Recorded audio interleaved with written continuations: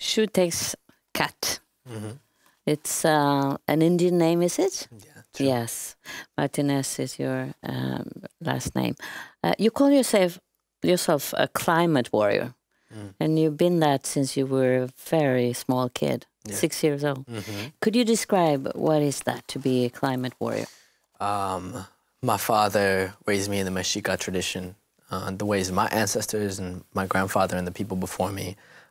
This concept of being a warrior was always present in a lot of the teachings of being one who represents their people, who fights for their people. I think a climate warrior is a warrior that fights for the betterment of the planet and for the people in the context of a climate that is descending into chaos because of our current climate crisis. But it was so natural when you were a kid because it was all around you all the time. Exactly, yeah. I was very surrounded by nature and surrounded by the planet. I had a very strong connection at a very young age that made it so it wasn't like I was trying to be an environmentalist or an activist. For me, it was just part of who I was, you know.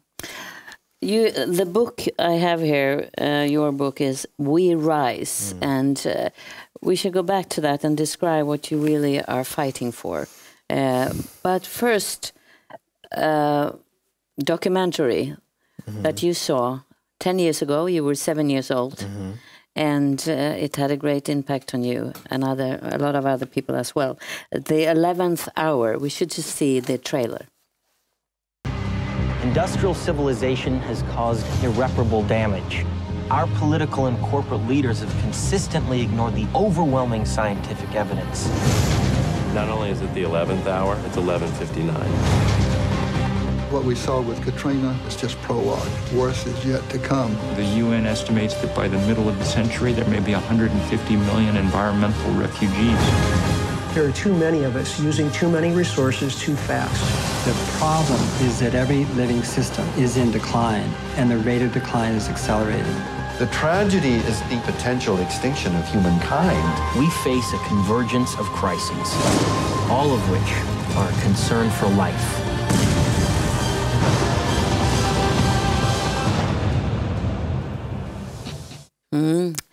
Leonardo DiCaprio was there too. Could you go back to when you were 7 years old and describe what happened with you when you saw this? Yeah, I saw this segment. I saw this documentary, and my father remembers it really well, and he says that I just kind of fell apart, you know, in tears in his arms, and was crying and crying and crying because I didn't understand how people could live their lives every day and not take action. How people could see this kind of destruction and not change the way that they were living. And for me, it was a huge wake-up call that I was never going to live another day of my life without thinking about these issues, because it wasn't just about the environment and about the planet. I thought about kids that were my age in the future not having the beauty of the world that I have had the privilege of experiencing. And so it pushed me into action in a really big way. It inspired me to take that pain that I felt and say that I never want anyone else to feel this ever again, you know. But you had already started to give speeches about the climate, 6 years old. Yeah, when I was 6, I gave my first speech. That was more just talking about the environment, you know, getting parents to educate and teach our children to love the planet, to be more connected to nature. And when I was a little boy, I had always had a passion and a love for the earth, and I understood some of the environmental problems that we were facing. But when I saw that documentary, it was, I knew that this was going to be a part of my path, like, for the rest of my life. And we have some pictures from when you were 6 years old and you gave your first speech. I came to talk to you today about how sacred the earth is. Most kids don't even know that the world is sacred. That's because they spend most of their time in front of their TV or in front of their video games. It's time for their parents to get them out of the house and show them that the Mother Earth is a sacred thing. When I was 5 years old, I wanted to go to all the factories and shut them down with my little brother. But once I turned 6, I realized that it was us who were buying from the factories. We're supporting them. We're buying their things. There's really good things that we could do, like not buy from the factories. Or we could support a better company. There's simple things that you could do in your own homes, like not let the water run, or turn off the lights when you're not using them. You could teach these things to your children. Mm-hmm. And since then, you've been around the world many times in many places to give these speeches over and over again and warn. And I know that you're a youth director of Earth Guardians, and you sued the U.S. government in 1915. 2015. In 2015, yeah, sorry. It's all good. 2015, myself and 20 other young people decided, we had been working with an organization called Our Children's Trust that was a legal representative of young people that were engaging in legal action to hold our government accountable. So we decided to sue the Trump administration the Obama administration for violating our constitutional rights to life, liberty, and property, for failing to adequately respond to and address our current climate crisis threatening the future of this generation of American citizens. And for us, it was very much a idea that we have to change the way that we are approaching this issue, that these traditional methods of activism and marching in the streets and yelling at our politicians to create change for us isn't enough, because things are falling apart at such a rapid rate that we need more brave, bold, and new action that we haven't seen before. I've ever heard of young people getting involved in suing for climate until like the last few years. And now we are continuing to emerge with this idea that we can hold our federal government accountable and demand that they put climate recovery plans into place to adequately restore the climate, to do our part in the global community to restore our climate to a healthy place for future generations. So what will happen? It will be a trial. So the trial is going to be February 5th. February 5th. Yeah. And now it's a totally different administration. Now it's Trump. Yes. And he is not pro-climate change. Yeah, he very much fails to see the reality of climate change and the importance.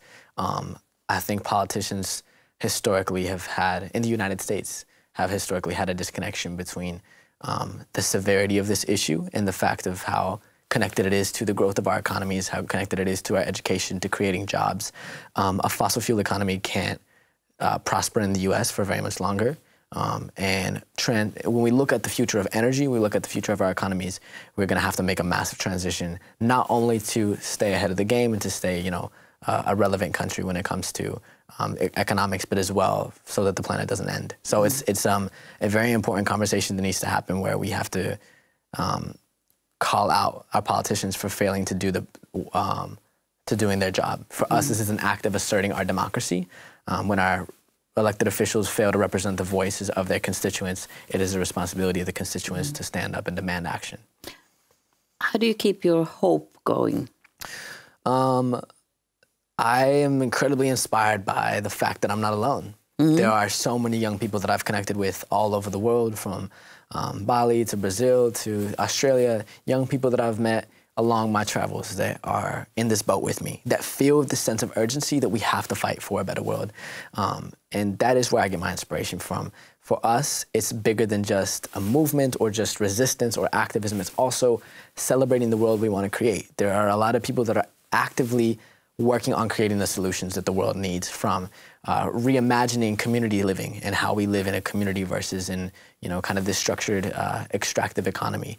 People that are reimagining the way that we live our lives, the way that we consume, the way that we eat food.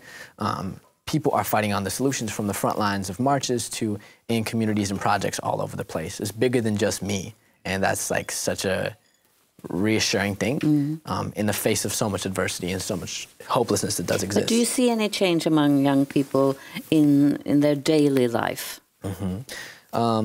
It's difficult because I live and I represent and I'm a part of a generation that there's this, I think, polarity where many of us are very disconnected. Many of us are very apathetic and hopeless about these issues, really don't see our responsibility or our connection to these problems. And a lot of us care and know about these issues, but don't have any outlet and don't have any way to plug in to create a change. So I see with our generation that part of what's missing is this platform to give young people a voice and to give young people a space where they can feel like they can make a difference, where they feel like their everyday lives can change the world.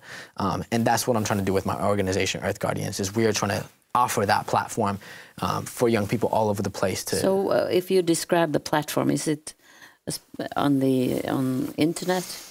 Yeah, so it's like a decentralized action network, almost, so that anyone in the world can sign up to start an Earth Guardian crew. We now have 140 Earth Guardian crews in 50 countries, and it just began as one crew in my community, just us working to get chemicals out of our parks. And from that, people saw that when we gave young people a place to share their voice and their message, adults will listen, politicians will listen, laws can change. And it was this whole idea of young people fighting to create the world that we want to pass on to our children. And Earth Guardians has now turned into this massive network of youth all over the place that we are offering them the tools and the support and the resources to get further involved in their communities. They're doing amazing things. Like right here in Sweden, we were really lucky to bring a bunch of the different Earth Guardian youth out here from Togo, Africa, from Bhutan, from Australia, from across the United States, from Ireland, who are coming and representing and meeting about how we can make stronger systems and put them in place to support young activists that want to make a difference and to want to connect their communities. This is a very fractured movement in a lot of ways, where in the United States we see a lot of nonprofit organizations arguing about funding and having just like petty different arguments about silly things, when the fact of the matter is this, that what we face is so immediate and so pressing. There's not time to mess around. Even for us young people, we have to take this seriously. There was a really extraordinary event when, if you couldn't explain the Standing Rock pipeline, what happened there? It's a year ago? Yeah, about a year ago. In a place called Standing Rock in North Dakota, which is an indigenous reservation out there. A corporation wanted to drill a pipeline underneath the sacred land, underneath the Missouri River, which is a water source for millions of people downstream, underneath sacred Lake Oahe. And there's this, in the United States, there's this theme of oppression towards people of color, towards indigenous peoples, where the very founding of our nation is based upon the genocide and the oppression and the colonization of indigenous peoples, of First Nations peoples. So many people think that the oppression ended when, after everyone was set on reservations and there's no longer any oppression. In the same way that many people think that just because there's no longer slavery in our country, there's no racism towards black people. It's a very ignorant idea of the oppression that still exists on indigenous reservations, where the suicide rate among young people is much higher, where they have less access to good food, they have less access to good education.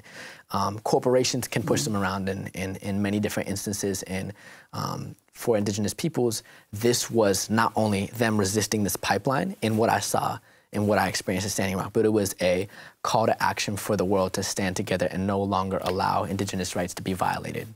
We shall have a look at how our news here and TV4 reported about this action, because it was really violent from both the police and the demonstrants. We are peaceful. We are prayerful. We are in ceremony here. This is a spiritual resistance, and we're unarmed. We're saying enough is enough. We want to stop this industry from continuing to rape Mother Earth. That's all we're saying. We want to protect the Missouri River, those sacred waters over there. You know, that's what we're saying. Ursprungsfolk från hela USA och Sydamerika samlas i Sioux-indianernas reservat.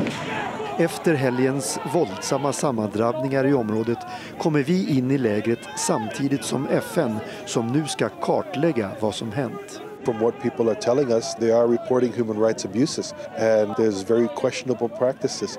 It's actually very shocking. I think as people start to hear more about the conditions of their detainment, these are conditions that people would not expect to hear in the United States. Just to clarify, the violence that we saw at Standing Rock came from a militarized police force that had lots of support from the government. And for us, this was an encampment that happened where tens of thousands of people, of indigenous tribes and non-indigenous people from all over the world, came together to rally around the protection of the sacred land. And even though they drilled the pipeline and now there's oil flowing through and they evicted the water protectors, many people see it as a loss, but I think that the movement recognized this as a moment and a point in history where we saw people from all over the place, from different backgrounds and different ways of life, gathering around a common cause, a common solution and a common message to protect our water, protect our land, protect our future. And that was, I think, the most powerful thing that happened at Standing Rock, was people came together in a way we haven't seen ever before. And it wasn't just about the environment. It was a human issue, human rights issue, indigenous rights issue, water issue. And it was really powerful to see that gathering. And you have been in the UN and you have given speeches several times. Yeah. What is your main message in your speech? Because there's been a lot of researchers warning about the climate change. It's interesting because it's never gave the same speech twice. For me, I've been in a lot of stages, from schools and in schools with like younger children and college students, and the United Nations, and frontlines fights and struggles like Standing Rock.